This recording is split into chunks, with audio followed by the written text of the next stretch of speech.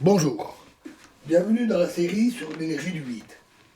Donc, voyons un peu les trous noirs. Alors, un trou noir, c'est une étoile en fin de vie, très massive. Alors, la masse euh, est si grande qu'un tout petit volume, elle est si énorme dans un si petit volume, que l'attraction gravitationnelle devient colossale, à tel point que la matière s'effondre sans limite, sans que rien ne puisse la retenir. D'où le terme de trou. Pas même la lumière. La lumière tombe et elle ne peut plus sortir. D'où le terme de noir, trou noir. On parle d'effondrement gravitationnel. La surface du trou noir est appelée horizon des événements, car rien de ce qui se passe sous l'horizon ne peut en sortir. En fait, ce n'est pas une surface conventionnelle. C'est juste un lieu géométrique de l'espace-temps, donc une sphère, car la matière, sous l'horizon, tombe inéluctablement et très très vite vers le centre. Un trou noir, c'est surtout du vide. La gravité y est si extrême que l'on ne peut la décrire qu'en utilisant la relativité générale. Et l'espace-temps y est si déformé qu'il n'existe tout simplement pas de chemin pouvant mener de l'intérieur vers l'extérieur. Toutes les géodésiques dites de type temps, c'est-à-dire celles que peuvent emprunter des objets ou de la lumière, vont vers l'intérieur. C'est à tel point qu'un rayon lumineux qui serait émis vers l'extérieur, sous le trou noir, sous l'horizon, un rayon lumineux qui serait émis en direction de la surface, continuerait en fait à se diriger vers le centre du trou noir.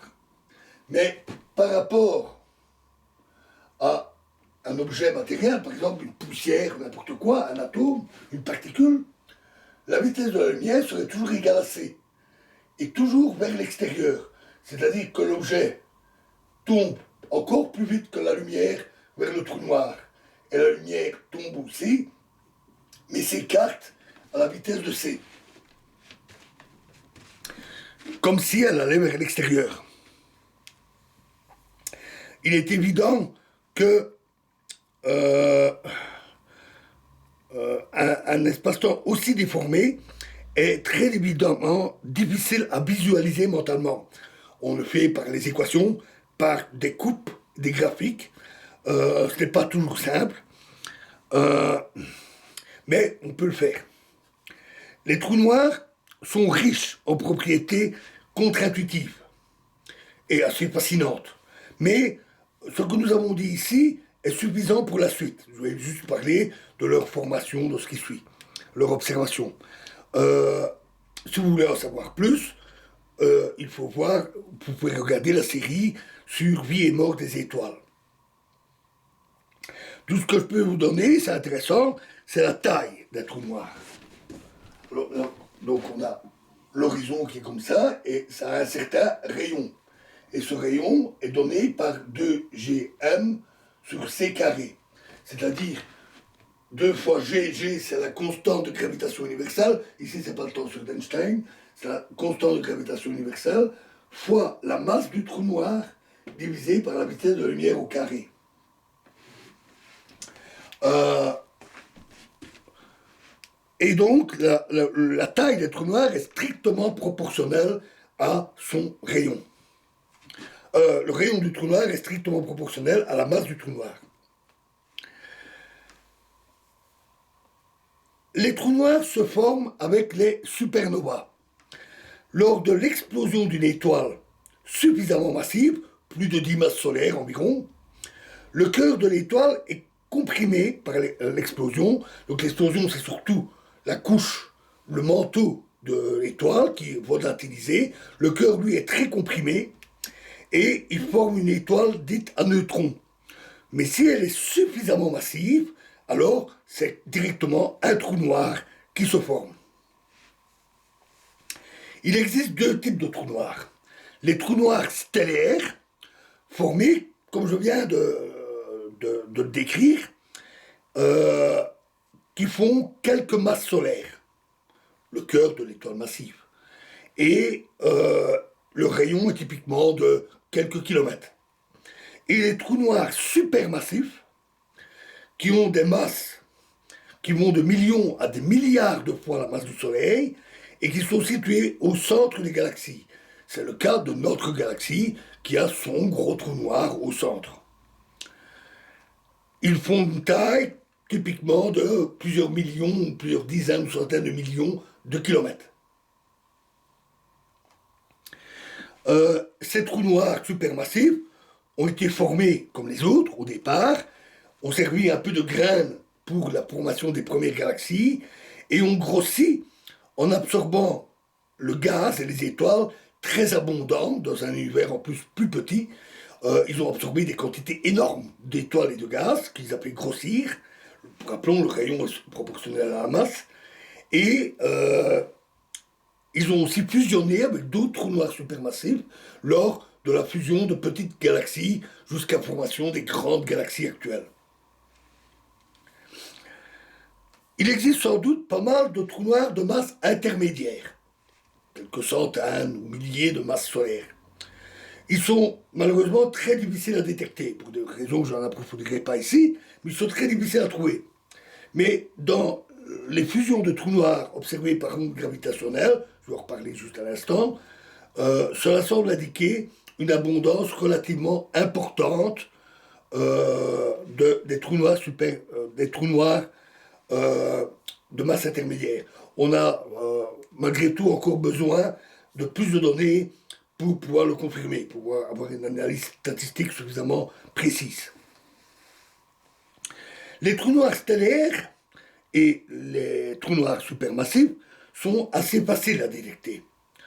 Lorsque un trou noir a une étoile compagnon, que ce soit une étoile ordinaire avec un trou noir stellaire qui tourne l'un autour de l'autre, ou une étoile qui tourne autour d'un grand trou noir supermassif, le trou noir lui-même, en soi, il est noir, on ne le voit pas, mais l'étoile, elle tourne.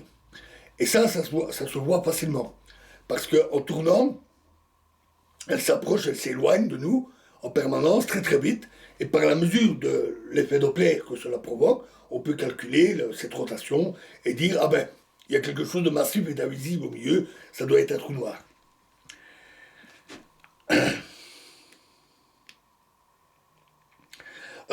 La matière qui tombe dans le trou noir forme un disque dit d'accrétion. Donc on a le trou noir, et autour du trou noir, il se forme un disque dit d'accrétion. C'est en fait de la matière en train de tomber vers le trou noir.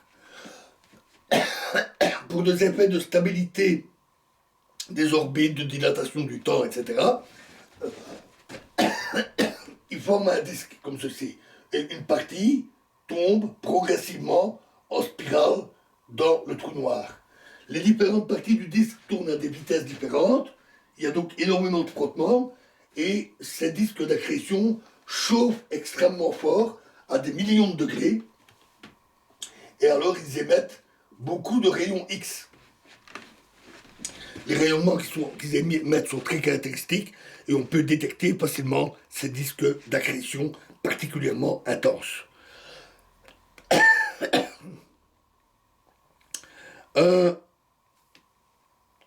Alors, comme je l'ai signalé, la détection assez récente des ondes gravitationnelles, c'est-à-dire des vibrations de l'espace-temps dues à des phénomènes très violents, par les détecteurs LIGO aux États-Unis, Virgo en Italie et Kagra au Japon, a révélé des trous noirs en train de fusionner. Enfin, tout récemment, des images directes de trous noirs ont été obtenues. C'est très difficile, parce que les trous noirs, comme j'ai dit, un trou noir, même un trou noir supermassif, des millions de kilomètres de rayon, ça paraît beaucoup des millions, mais notre système solaire, nous sommes à 149 millions de kilomètres de soleil. Donc, à l'échelle des systèmes solaires ou des galaxies, c'est minuscule. Même un trou noir supermassif est minuscule. C'est donc très difficile à voir. Heureusement aussi pour nous, ils ne sont pas trop près.